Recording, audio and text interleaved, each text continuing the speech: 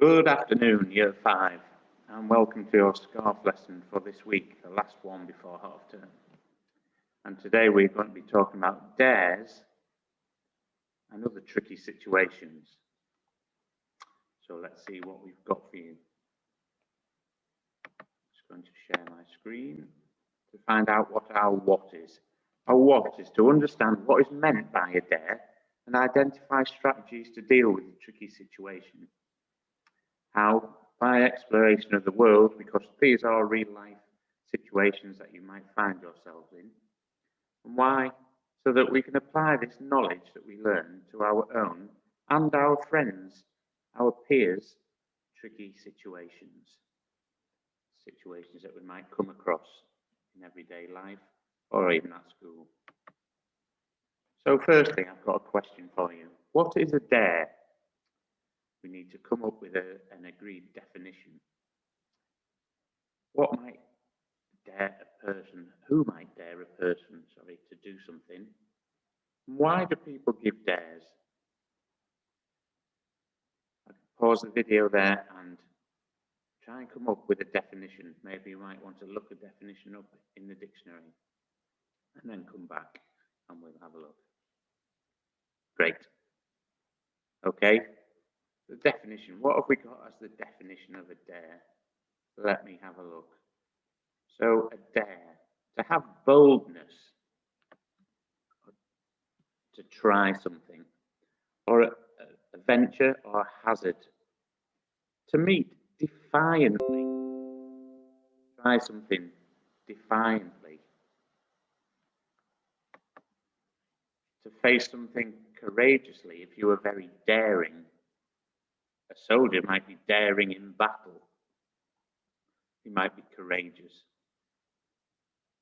So the sort of dare that we are looking at is to challenge or provoke a person into doing something. Maybe into a demonstration of courage, maybe to jump off a wall, for example. That would be a demonstration of courage. But it might be something not so good, like to dare someone to fight. There's lots of other definitions, but lots of other sort of explanations of a dare or daring. So daring, like I said, it's a verb and it could be showing braveness. But when someone dares you to do something, it is, like we said, to challenge you or to provoke you into doing something. So we're going to have a look at a little story here. And it's Ella's diary dilemma. So what I would like you to do is just listen to this as I read it out. Ella's diary, part 1, Monday. Had a good laugh today, mucking about with Kira and Sadia at break time. Kira's so funny, she'll do anything for a giggle. While we were waiting to go into Mrs. Johnson's class for maths, Ryan was showing all his mates his tablet that he'd brought from home. You're not allowed to bring anything like that into school, but Ryan and Kira were taking stupid selfies and stuff like that. It was really funny. At lunchtime, Kira was talking about it and said we should borrow Ryan's tablet to take some more silly pictures. So she's dared me to sneak back into class tomorrow break time and take it out of his drawer. It doesn't sound like a great idea to me. And I said I'd think about it. I'm rather hoping that Kira will have forgotten about it by tomorrow.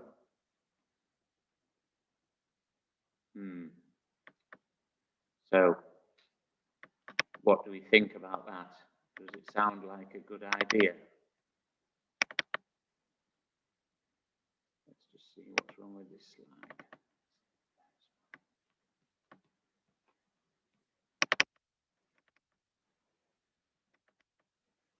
No, the slide seems to have gone out of place. Oh, there we are. What should Ella do? Should she do the dare? Should she sneak into the classroom? Should she take someone else's belongings? What could be the risk if she does go through with the dare? What if she gets caught? Are there any risks if she doesn't go through with the dare? Are there any benefits for Ella if she does accept Kira's dare? Now, do we think that the dare is for Ella's benefit? Or is it for somebody else's amusement? And does she have to do the dare? Pause the video. Just have a couple of minutes thinking time based around those questions.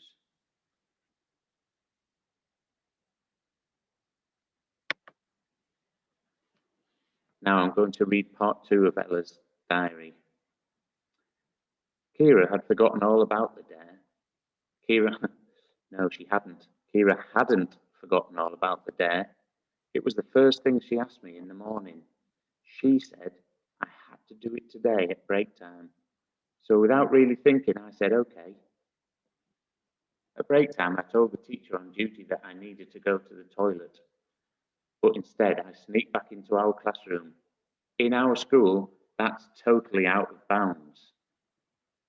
At first, it felt really exciting, like I was on a secret spy mission or something. But then, when I was rummaging around in Ryan's drawer, it felt more real and not right, and I started to get really scared. I grabbed the tablet and started to run out of the classroom, but then the door opened and guess who walked in? Mrs. Johnson. So, going back to those questions that you were thinking about after the first part, did she have to do the dare?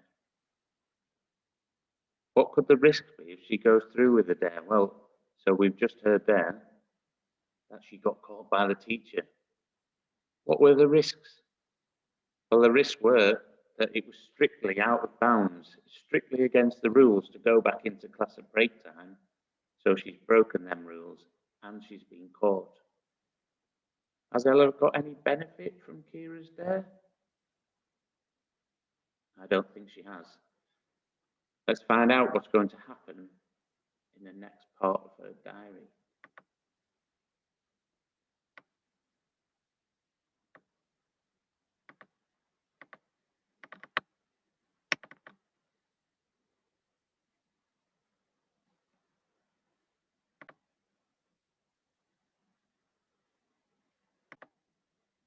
Before we look at the final part of the diary, though, let's just think about this. How did Ella feel when she was doing the dare? If we look back and rewind to the story, we'll find out that she said she was quite excited when she was doing it, but then it began to change. And we noticed that her feelings changed. Initially, she was excited about doing it, but she felt a bit scared and uncomfortable when she was rummaging around in Ryan's drawer looking for the tablet. How does it feel when we do something risky?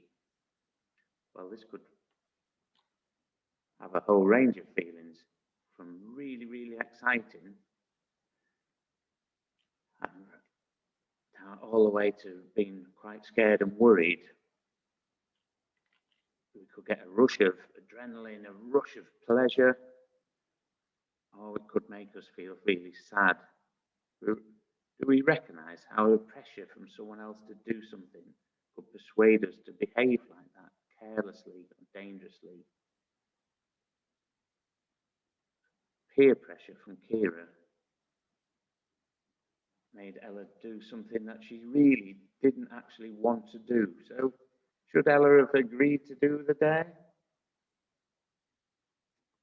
Was there a point when she really could have stopped and changed her mind? Well, I think she could have changed her mind at any time after she'd had all night to think about it.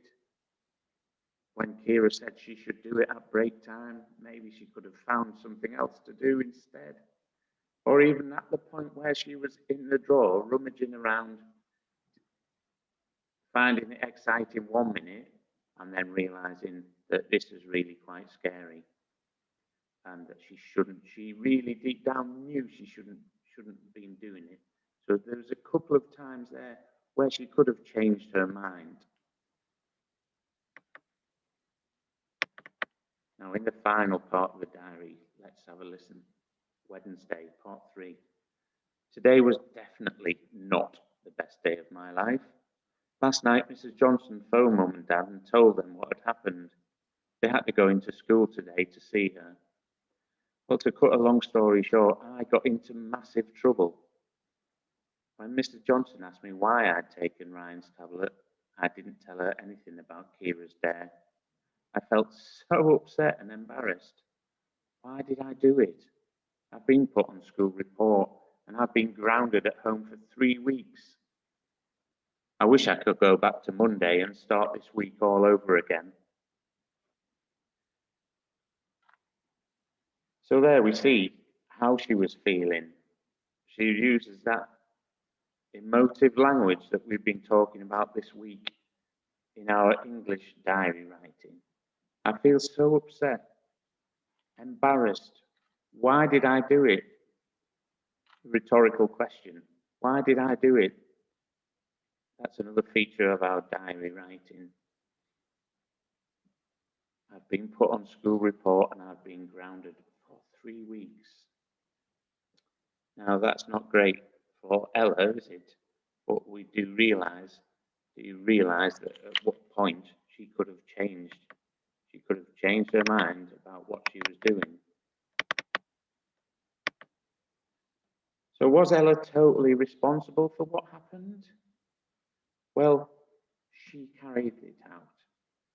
But should Kira share some of the responsibility? Yes, absolutely. If we put someone under pressure to do something, we share the responsibility if it goes wrong, not just the person who did it. Have a think about at what point where Ella could have done something differently. Was there a point? Yes, there was maybe 3 different points.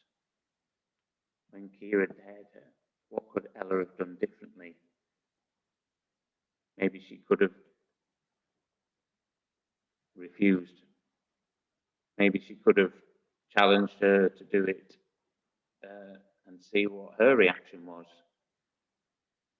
Maybe she could have suggested going and playing a different game. The night before she did it, maybe she could have confided in her parents, spoken to an adult at home about it. In school on the morning, she could have spoken to a teacher. These are lots of ways how she could have resisted the pressure of what Kira said. And in some ways, that makes me think back to previous SCARF lessons where we've talked about weighing up risks, where we've talked about bad habits, bad things to do, weighing up risks and resisting bullies, resisting bullying, avoiding cyberbullying.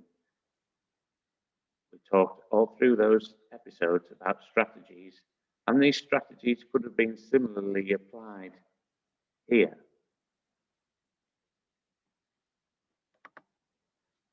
So, where's my last slide?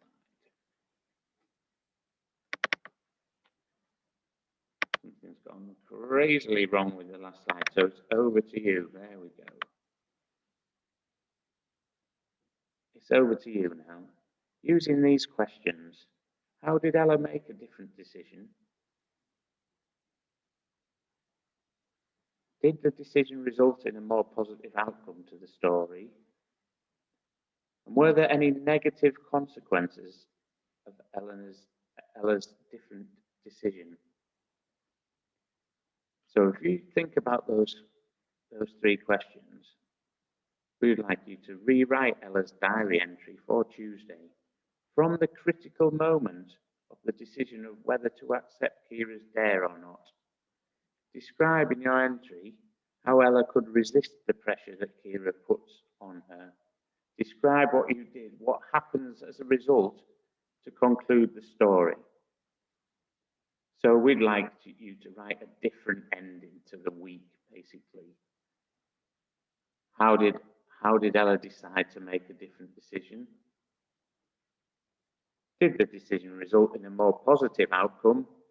And were there any negative consequences of Ella's different decisions?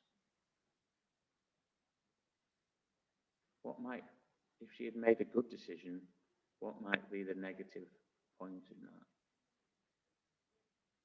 Maybe it would have tested her friendship with Kira. So there we are. Remember, when you read, remember features of the diary entries, we would like you to write this in the first person. Just a paragraph, just a one entry. And also use your emotive language, your emotional words to describe how she was feeling. Okay. Well, I really look forward to reading your diary entries in helping Ella make that different decision and understanding how to avoid those negative consequences and make a more positive ending to the week for Ella. Remember to use your previous information when we've talked about making good decisions, weighing up risks and avoiding bullying, and see if you can use some of those strategies in Ella's story. Okay, well, that's it from me. I hope you have a fantastic half term, and we'll see you after your week's holiday. Okay. Bye-bye for now.